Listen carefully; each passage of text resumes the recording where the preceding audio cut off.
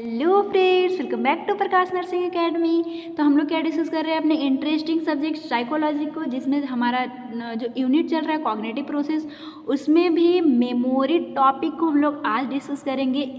आज हम लोग डिस्कस कैसे करेंगे तो मैं आपको नोट से समझाती हूँ, ताकि आपको मैं एक सफिशिएंट कंटेंट दे पाऊँ, यूनिवर्सिटी में कैसे लिखना है वो डायरेक्शन आपको दे पाऊँ, और उससे अच्छा से मैं आपको समझा भी पाती हूँ। तो हम लोग का आज प्लानिंग क्या रहेगा, किसी चीज़ को करने से पहले प्लान बनाना ज़रूरी है, जो कि हर वीडियो में मैं आपको बताती हूँ। तो इससे पहले जो कॉग्निटिव प्रोसेस सिलेबस है आपका, अटेंशन हो गया, परसेप्शन, इंटेलिजेंस एंड लर्निंग, जितना भी सारी चीज़ें थी हम लोगों ने डिस्कस कर लिया। आज हम लोग मेमोरी देखेंगे, जिसमें मीनिंग, नेचर एंड फैक्टर, कौन कौन सा फैक्टर जो मेमोरी को जो है वो इन्फ्लुएंस कर सकता है। नेक्स्ट इसके बाद देखेंगे मेथड टू इम्प्रूव मेमोरी, जो कि ना कि आपके एग्जाम के लिए बल्कि आपके लिए भी इम्पॉर्टेंट है कि आप अपने मेमोरी को कैसे ज़्यादा याद किसी चीज़ को रख सकते हैं। नेक्स्ट जो है वो फॉरगेटिंग, तो फॉरगेटिंग कभी कभी 5 मार्क्स में पूछ ली जाती है, तो इसका नेक्स्ट वीडियो होगा जो कि छोटा ही होगा, लेकिन सेपरेट वीडियो में इसका डाल दूँगी। तो मेमोरी है क्या, किसी चीज़ को माइंड में रिटेन रखने की कैपेसिटी को ही मेमोरी बोलते हैं। तो इंट्रोडक्शन पहले देखते हैं कि memory involve of processing vast amount of information. इस इंफॉर्मेशन को वास्ट अमाउंट में प्रोसेसिंग करना ही मेमोरी कहलाता है। This information takes many places different form, example image के थ्रू, साउंड के थ्रू, और साउंड और मीनिंग्स क्या निकल रहा है उस इंफॉर्मेशन को टेक करना, और इन सारी चीज़ों से without memory we could not learn anything. बिना मेमोरी के आप कुछ भी नहीं सीख सकते हैं। जैसे कि आप अगर ये वर्ड से कुछ सीख रहे हैं कि ये कुड लिखा हुआ है, तो अगर आपको यही नहीं पता हो कि आप जो बचपन में सीखे थे कि ये सी है, ABCD वाला सी, तो आप नहीं जान पाइएगा कि ये कुड लिखा हुआ है। तो क्योंकि आप पहले से मेमोरी बना हुआ है कि ये सी है, और इसको कैसे इंटरप्रेट करके कुड हम लोग इसको पढ़ रहे हैं। डिफिनेशन हम लोग देखेंगे कि क्या है मेमोरी। तो ये memory consist of in remembering what have previously been learn. तो क्या है मेमोरी, क्या है, क्या हम लोग पहले पढ़े हैं उसी चीज़ को, या फिर क्या जो है लर्न किए हैं उसी चीज़ को जो है वो रिमेंबर करना जो है वो मेमोरी कहलाता है। और मेमोरी मैं आपको अभी ही बता देती हूँ, रिलेटेड टू लर्निंग ही चीज़ है कि जितना अच्छे से आप लर्न किए हैं उतना हमें चीज़ें याद रहती हैं। तो वो सारी चीज़ें हम लोग आगे डिस्कस करेंगे कि कैसे जो है वो याद रखना है। ये सारी चीज़ें जो भी आपके सिलेबस में है ये दी हैं। वुड वॉर्थ, लर्निंग का भी डिफिनेशन वुड वॉर्थ ही दिए हैं, तो इस तरह से आप इंटरप्रेट करके याद रखिएगा तो एग्जाम टाइम में हेल्पफुल रहेगा। नेक्स्ट दूसरा एक और डिफिनेशन आपको देना होगा, जिसमें हम लोग देखेंगे memory is the process of maintaining information over time. Information जो आप गेन किए हैं उसको अपने माइंड में मेंटेन करके रखना और टाइम पे रिमेंबर करना, यही सारी चीज़ें जो है वो मेमोरी कहलाती है। ये कौन दिए हैं, तो मेमोरी और एम से ये आ रहा है, तो मार्टिन के द्वारा, मैथलीन के द्वारा दिया गया है। आप इस तरह से याद रख सकते हैं कि मेमोरी, तो ये एम से है, और यही मेमोरी का जो है वो डिफिनेशन दिए। ये चीज़ हेल्पफुल रहता है एग्जाम टाइम में, किसी चीज़ को आप अगर इंटरप्रेट करके याद कर रहे हैं तो, और ये चीज़ें आगे आपको देखने को भी मिलेगा। इसीलिए मैं बोली हूँ कि ना कि एग्जाम पॉइंट ऑफ व्यू से आपके लाइफ में कैसे आप किसी चीज़ को याद रखना है, वहाँ भी ये सारी चीज़ें अगर आप अच्छे से सीखते जानते हैं तो अप्लाई कर सकते हैं, आपके लिए हेल्पफुल रहेगा। नेचर हमें नेक्स्ट देखना है, तो नेचर कैसा है एक मेमोरी का, गुड मेमोरी का, तो उसमें रैपिड लर्निंग, अगर वो जल्दी से किसी चीज़ को लर्न कर लेना और उसको रिटेन रख पाना, ये हमारे गुड मेमोरी को शो करता है। गुड रिटेंशन पावर, कितना किसी चीज़ को आप लर्न करके रिटेन रख पा रहे हैं अपने माइंड में। नेक्स्ट कैरेक्टरिस्टिक है रैपिड रिकॉल। यही सारी चीज़ें तो है कि जो आप याद की हैं उसको रिकॉल कर पाना, रिमेंबर कर पाना, तो यही नेचर इसका शो कैसा नेचर है, तो ये रैपिड रिकॉल करना ही जो है वो गुड मेमोरी कहलाता है। रैपिड रिकॉग्नाइजेशन, इसका मतलब क्या होता है कि इवेंट जो है उसको एक पैटर्न में, राइट वे में किसी और चीज़ से जोड़ के समझना, उसको याद रखना, ये सारी चीज़ें जो है एक गुड मेमोरी को शो करता है। नेक्स्ट हम लोग देखेंगे कि कौन कौन सा फैक्टर, जैसे कि मैं आपको बता दी हूँ कि कैसे हम लोग को पढ़ना है। तो नेचर देख लिए, डिफिनेशन, इंट्रोडक्शन के बाद अब देखेंगे कि कौन कौन सा जो फैक्टर है जो हमारे मेमोरी को इन्फ्लुएंस कर सकता है। मतलब उससे जो है वो मेमोरी, कुछ फैक्टर ऐसे हैं जिससे मेमोरी का जो पावर है, एफिशिएंसी है, वो बढ़ सकता है और कुछ चीज़ों से घट सकता है। यही इन्फ्लुएंसिंग का मीनिंग होता है। मोटिवेशन क्या, इसमें सबसे पहले देखेंगे मोटिवेशन, कि मोटिवेशन मेमोरी को कैसे इन्फ्लुएंस कर रहा है, कैसे अफेक्ट कर रहा है। तो पर्सन वुड एफिशिएंट मेमोराइजिंग इस उसके पास तभी एक अच्छा मेमोराइजिंग होगा जब उसके पास हाईली वो पर्सन मोटिवेटेड हो, तब किसी चीज़ को रिटेन जो है वो लॉन्गर टाइम तक रख पाएगा। तो मोटिवेशन जो है वो मेमोरी को बढ़ाने का काम कर रहा है। Mental setup, a person with a positive, जिसका एटीट्यूड जो वो पॉजिटिव है, मेंटल सेटअप पॉजिटिव है, will have a better retention compare to person with a poor mental setup. जिसका मेंटल सेटअप अच्छा है वो अच्छा किसी चीज़ को मेमोराइज कर पाएगा। जैसे आपको एग्जांपल देती हूँ, नर्सिंग में आने के बाद भी कुछ लोग जैसे नीट की तैयारी छोड़ के आते हैं तो उन लोगों को लगता है कि यार क्या ही नर्सिंग करना, नर्सिंग मतलब क्या ही रखा है ये, वो क्यों इतना पढ़ना। तो वो ना तो अच्छे से सीखेंगे कोई चीज़ को और ना रिटेन रख पाएंगे, क्योंकि उनका मेंटल सेटअप ही अच्छा नहीं है। अगर वही कोई पर्सन है कि नर्सिंग भी बेस्ट है, हम एम्स में नर्सिंग ऑफिसर बन सकते हैं, लेक्चरार बन सकते हैं, इसमें भी बहुत अच्छा खासा पैसा है, तो वो चीज़ों को जो है मेंटल सेटअप उसका है कि हमें कुछ करना है, तो वो चीज़ों को पढ़ेगा भी, याद भी रखेगा और किसी चीज़ को रिटेंशन पावर उसमें ज़्यादा देखने को मिलेगा। मीनिंगफुल लर्निंग जो है ये नेक्स्ट फैक्टर है। इसमें क्या है कि देखिए मैं पहले भी आपको बताई हूँ कि मेमोरी क्या है। आप अगर लर्न अच्छा से करते हैं तो आपके माइंड में अच्छे से चीज़ें रिटेन रह पाएगी। तो this type of learning through repetition और डेमोन्स्ट्रेशन, कि मतलब रिपीटेड वे में अगर कोई चीज़ को लर्न किया है मीनिंगफुल वे में, तो वो चीज़ें जो है वो ज़्यादा उसके दिमाग में रिटेन रह पाएगी, जो कि है मेमोरी, वो टाइम पे उसको जो है वो रिमेंबर कर पाएगा।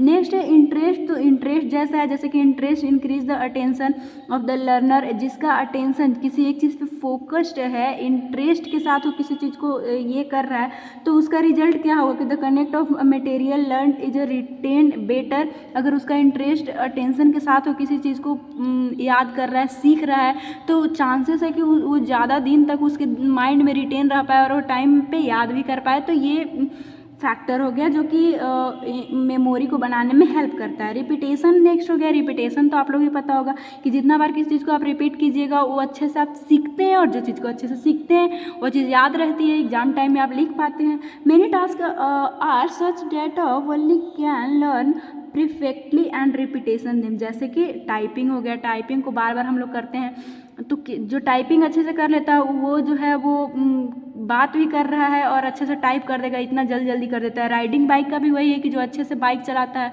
वो एकदम से इतना सीख चुका होता है रिपीटेड मोड में कि उसको कोई प्रॉब्लम नहीं होता है, कभी भी बाइक उठाया तो चला लेगा। नेक्स्ट है फिजिकल एंड मेंटल हेल्थ। तो अ पर्सन विद जिसका गुड मेंटल हेल्थ है एंड फिजिकल हेल्थ, वो can retain learn material better than a person with a poor health. ये बता रहा है कि जिसका फिजिकल और मेंटल हेल्थ अच्छा है वो चीज़ों को अच्छे से सीखेगा, डेट मीन सीखेगा तो उसके माइंड में रिटेन रह पाएगा, और वही चीज़ मेमोरी है किसके कंपैरिजन में, जिसका पुअर हेल्थ है, हेल्थ ही अच्छा नहीं है तो वो सीखेगा ही नहीं, उसके माइंड में रिटेन नहीं रह पाएगा। नेक्स्ट है मेथड ऑफ लर्निंग। इसमें क्या बोलता है कि किस तरह से आप सीख रहे हैं वो चीज़ें भी मायने रखती है कि आपका मेमोरी कैसा होगा। Certain activity related to learn material must be given the learners so that they can understand material clearly. तो मतलब किस तरह से जो है वो लर्निंग आपको बताया सिखाया जा रहा है, वो मेथड भी डिपेंड करता है। जैसे कि अगर मैं आपको कॉपी पेन के थ्रू नहीं पढ़ाती, नहीं समझाती, तो आप चीज़ों को, आपको अगर लेक्चर दे के ही मैं चली जाती तो नहीं आप समझ पाते, लेकिन यहाँ पे मटेरियल में यूज क्यों हो तो इससे रिटेन रहने की थोड़ा सा ज़्यादा चांसेस बढ़ जाती है। यही अगर एनाटॉमी में हम लोग पढ़ते फिगर देखते तो ज़्यादा रिटेन रह पाते। तो कैसा लर्निंग है का मेथड है वो भी डिपेंड करता है। टेस्ट फ्रीक्वेंटली, ये तो मोस्ट इंपॉर्टेंट है, इसीलिए कॉलेज में इतना टेस्ट लिए जाते हैं ताकि बार बार वो रिपीटेड मोड में देगा, उसके दिमाग में वो रिटेन रह जाएगा और एग्जाम में अच्छे परफॉर्म कर पाएगा जो भी स्टूडेंट है। This is the easiest strategy can have a most impact on a student. Memory बनाने में बहुत अच्छा इम्पैक्ट डालता है। Subject matter, meaningful subject material can be remain our memory larger period of a time than a for non sense material. आपको जिस subject में interest होगा उसको पढ़ने में बहुत मज़ा आता होगा और सारी चीज़ें याद रह पाती होगी, लेकिन जिस सब्जेक्ट में इंटरेस्ट नहीं है वो चीज़ों को आप नहीं अच्छे से ये याद रख पाइएगा, उसको बस पढ़ लिए एग्जाम के लिए वही काफ़ी है। विलिंगनेस क्या है, a verbal, a person with a strong desire learn और willing willingness to remember, have to better retention, मतलब चाहत कैसा है आपकी, अगर स्ट्रॉन्ग डिजायर है तो आप अच्छे से सीखिएगा। और अब शुरू से ही मैं बता रही हूँ कि अगर आप कोई पर्सन जो है वो अच्छे से सीख रहा है, वो चीज़ें उसके माइंड में रिटेन रहेगी ही। तो ये सारी चीज़ें हो गई। अब हम लोग देखेंगे आज का लास्ट, जो कि मेथड कैसे आप इम्प्रूव कीजिएगा मेमोरी को। और ये चीज़ जो है आपके लिए इम्पॉर्टेंट है, ये ना कि एग्जाम में फाइंड व्यूज है, आप रियल लाइफ में भी इसको अप्लाई कर सकते हैं। कई सारे साइकोलॉजिस्ट के थ्रू ये सारी चीज़ें बताई गई है। इससे पहले हमारा सोशियोलॉजी चल रहा था, इस वजह से सोशियोलॉजी का पूरा जो मैं रिवीजन तक का वीडियो डाल चुकी हूँ, तो इसलिए सोशियोलॉजी क्योंकि अभी डिस्कस करके आए हैं, अभी कॉग्निटिव प्रोसेस पढ़ा रहे हैं तो बार बार आ जाता है। लेकिन डोंट वरी, ये साइकोलॉजी है, तो साइकोलॉजिस्ट जो है वो बहुत सारे एफर्ट के बाद ये सारी चीज़ें दिए हैं जो कि हम लोग अपने लाइफ में अप्लाई कर सकते हैं, तो हमें इम्प्रूवमेंट देखने को मिलेगा हमारे मेमोरी में। तो एक्टिव वर्सेस पैसिव मेथड, इससे क्या होता है कि कैसे आप इम्प्रूव कीजिएगा मेमोरी को। तो active recall complicated and difficult because it forces one to recall something but effective।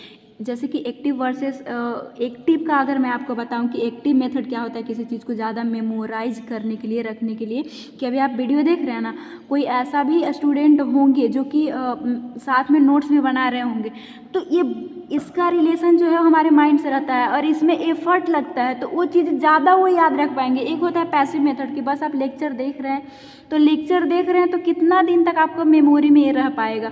तो वही चीज़ है कि एक्टिव और पैसिव, और अगर कोई नोट्स बना रहा है डेट मीन्स उसको उसमें एनर्जी लग रहा है, ये इफेक्टिव चीज़ है।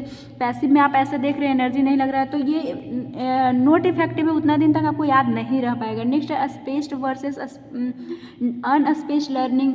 इसमें क्या होता है कि स्पेस्ड डेट मीन्स क्या, when subject matter lesson memorise by repeating the content interval. इसमें क्या होता है कि आप पढ़ाई कर रहे हैं तो रिपीटेटिंग डेट मीन्स कि स्पेस्ड खुद ही बता रहा है कि टाइम इंटरवल, कि आप टाइम पे चीज़ों को जो है जाके वो रिपीट कर रहे हैं उसको, मतलब आज कोई सब्जेक्ट पढ़ा तो उसको कल रिवीजन कर रहे हैं, तो वो आप याद रख पाइएगा और ये मोर इफेक्टिव होगा। लेकिन अनस्पेस्ड क्या होता है, ये हम लोग कॉलेज वाले बच्चे ज़्यादा करते हैं। Lesson memorise by repeating that content 4 time in 1 sitting. एक बार बैठे और एकदम पूरा याद कर लेना है, जो बुक है पूरा पढ़ लेंगे। It is a good for immediate memory के लिए ये गुड है। ऐसा एग्जाम टाइम में होता है कि कल एग्जाम है, रात भर में आज पूरा पढ़ना है, तो इमीडिएटली कुछ रह जाता है जो कि हम लोग एग्जाम में जाके लिखते हैं, लेकिन उतना इफेक्टिव नहीं होता है जितना ये इफेक्टिव है।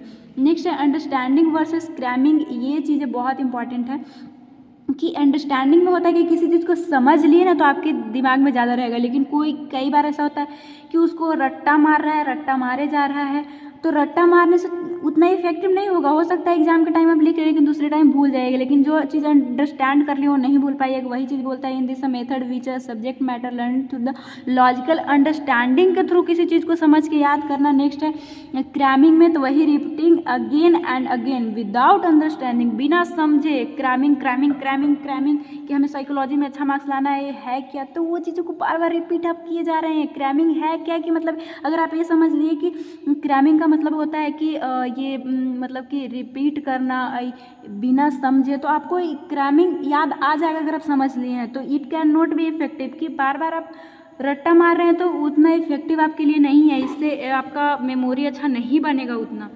कुछ अदर्स मेथड भी हैं जिससे कि याद रखा जा सकता है, मेमोराइज अच्छे से किया जा सकता है। To follow principle of association, जो हम लोग मैं बायोकेमिस्ट्री में बहुत इस चीज़ का जो है वो यूज की हूँ, ताकि आप जो भी वीडियो देखें अच्छे समझ पाए। An individual try to learn thing by associating in with a thing learn in a part and other related thing. जैसे कि मतलब कि किसी चीज़ से रिलेट करके सीखना, तब और जो चीज़ को आप किसी चीज़ से रिलेट करके सीखे वो उससे मेमोरी पावर हमारा बढ़ता है। जैसे कि many time special technique use किया जाता है मेमोराइजिंग के लिए, जिसमें 7 कलर, इसका एग्जांपल 12th क्लास में पढ़े होंगे कि 7 कलर स्पेक्ट्रम का याद करने के लिए सीक्वेंस में हम लोग जो है विबग्योर लिए थे इंटरप्रेट करके, और इस चीज़ से हमें आसानी से याद हो पाई थी उसका कलर। आज भी आपको याद होगा विबग्योर का क्या कलर था।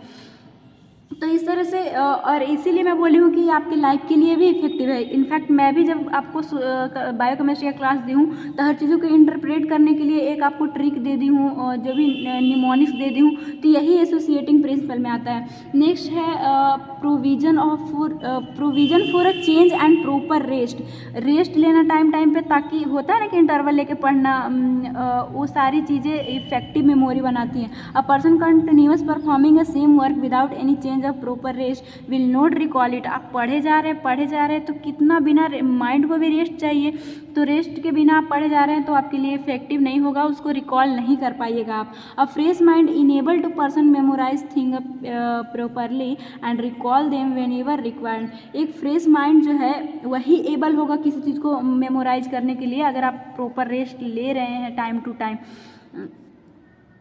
नेक्स्ट है रिपीटेशन एंड प्रैक्टिस। तो इसमें तो कोई है ही नहीं कि जितना बार आप रिपीट किसी चीज़ को करते हैं वो चीज़ आपके दिमाग में ज़्यादा रह जाता है। Anything which is repeated can memorise recall easily, तभी तो बोला जाता है कि आप बार बार किसी चीज़ को प्रैक्टिस कीजिए। नेक्स्ट है utilising as a many sense possible. ये चीज़ बहुत इंपॉर्टेंट है। This is the reason why the person learn more integrating the self study with lecture. जैसे कि ये चीज़ें आप अभी लेक्चर हो सकता है आपकी क्लास में भी पढ़ाई हो गई हो ये टॉपिक, लेकिन आपको समझ में नहीं आया होगा, लेकिन अभी आप सेल्फ स्टडी कर रहे हैं लेक्चर देख के, मेरा ही लेक्चर देख के, तो आपको ज़्यादा ये चीज़ मेमोराइज रहेगा और एग्जाम में आप लिख पाइएगा। क्यों? क्योंकि इस टाइम आपका क्यूरियोसिटी है, आप खुद यहाँ पे ध्यान दे के लेक्चर देख रहे हैं सेल्फ, और वहाँ पे मैम पढ़ाई जा रही है, लेकिन आपका तो ध्यान कहीं और है या फिर उतना इफेक्टिव वहाँ पे नहीं जा पाता है। ऐसा सबके साथ होता है। तो आई होप ये समझ पाए होंगे। आपको मैं नोट्स प्रोवाइड कर देती हूँ। ये रहा आपका नोट्स, नेचर हम लोग देखे थे। और आपको वीडियो कैसा लगता है प्लीज़ कमेंट किया कीजिए, ताकि मैं समझ पाऊँ कि आप लोग को समझा पाती हूँ कि नहीं, क्योंकि मैं बहुत ईजीएस्ट वे में आपके लिए नोट्स बनाती हूँ ताकि आप एज इट इज़ एग्ज़ाम में लिख पाएँ। नेक्स्ट था हमारा ये चीज़ें। लास्ट था हमारा मेथड, जो कि इम्पॉर्टेंट था। अदर मेथड करके भी हम लोग अदर्स मेथड में जो भी हम लोग न्यूमोनिक्स ये सब का यूज करना सीखें। तो ये रहा आपका नोट्स। तो आई होप कि आपको ये वीडियो पसंद आया होगा, और अगर वीडियो आपके लिए हेल्पफुल हो तो प्लीज़ चैनल को सब्सक्राइब कर लीजिए। और भी आप मेरे प्लेलिस्ट में जाके वीडियो देख सकते हैं, और इस वीडियो को प्लीज़ शेयर किया कीजिए ताकि उन लोग के लिए भी ये वीडियो हेल्पफुल हो। और थैंक्स फॉर वाचिंग। मिलेंगे नेक्स्ट वीडियो में, जो कि फॉरगेटिंग प्रोसेस है। ये वीडियो लंबा हो जाएगा, इसलिए नेक्स्ट वीडियो में मैं पढ़ाऊँगी। तो थैंक्स फॉर वाचिंग, मिलेंगे नेक्स्ट वीडियो में।